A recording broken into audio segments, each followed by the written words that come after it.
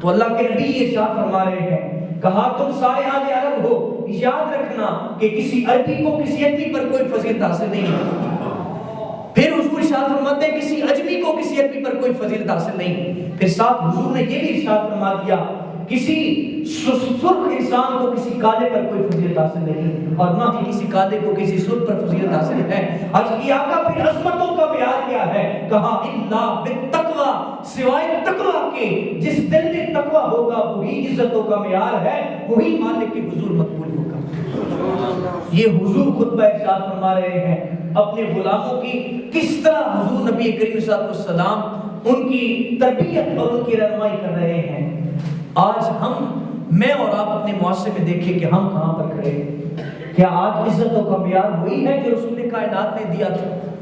کیا آج ہم غریب انسان کو عزت کی نگاہ سے دیکھتے ہیں؟ کیا آج ہم امیر اور غریب کو برابر کی عزت دیتے ہیں یا نہیں دیتے؟ اگر دیتے ہیں تو پھر ہم رسول اللہ کے فرمان پر عمل کر رہے ہیں، اگر نہیں دیتے تو پھر یاد رکھیے ہم اللہ اور اس کے رسول کی نافرمانی کر رہے ہیں۔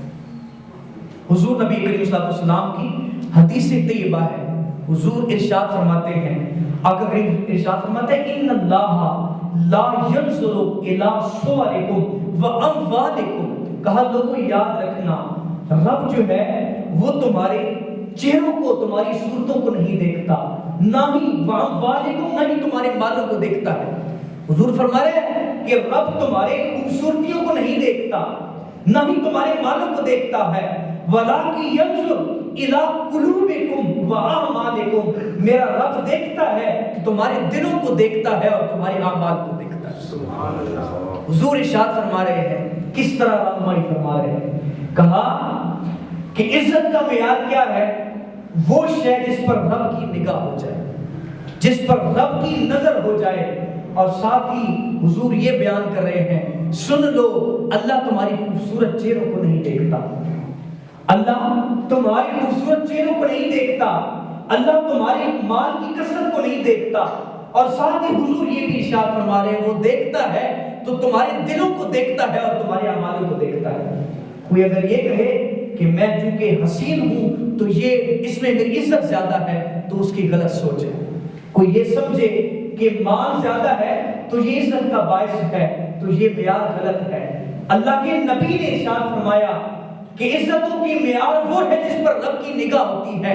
اگر رب کی نگاہ کہاں پر ہوتی ہے تو میرے نبی نے ارشاد فرمایا وَقُلُوبِكُمْ وَأَعْمَالِكُمْ، رب کی نگاہیں تو تمہارے دلوں پر ہوتی ہیں اور تمہارے اعمالوں پر ہوتی ہیں۔ دیکھتا تو اللہ سب ہے، لیکن یہاں مراد ہے شفقت اور پیار۔ اللہ کو تمہاری صورتوں سے کوئی شفقت نہیں ہے، کوئی محبت نہیں ہے، اس سے محبت ہے جو تمہارے دل میں موجود اس کے خوف اور محبت سے ہے۔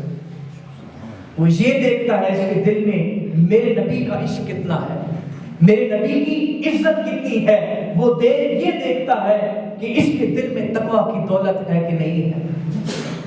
لاکھ انسان خوبصورت ہو، لاکھ دولت ہو، لیکن عزتوں کا معیار نہیں۔